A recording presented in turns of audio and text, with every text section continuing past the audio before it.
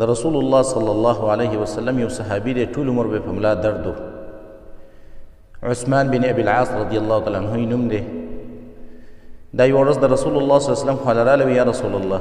د کمې ورځې نه چې ما اسلام راوړی دی د هغه وخت نه بس زما په ملا کې درد دی او ټیکېږم نه. رسول الله صلی الله علیه وسلم دې صحابي ته یو طریقه وښودله، یو دم یې ورته وښود.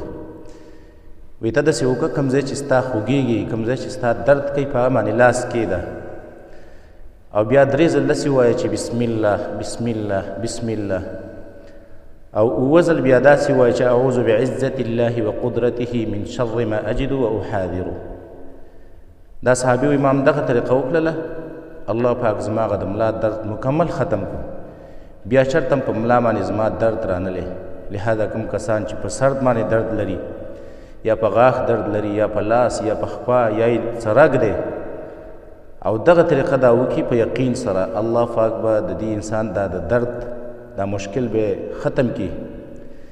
یو بل حدیث کې مرازي صحیح حدیث دی، رسول الله صلی الله علیه وسلم کله چې کله تا ته څه شکایت راشي، څه درد محسوس کړي په بدن کې په یو اندام باندې، نو هغه اندام باندې لاس کېږده او بیا دا دم واچوه چې بسم الله اعوذ بعزة الله وقدرته من شر ما اجد من وجعي.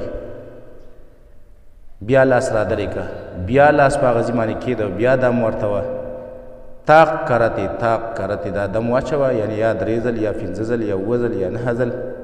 الله به ستا هغه درد ختم کړي. که په غاښ درد دی، که په سر درد دی، که په ملا درد دی،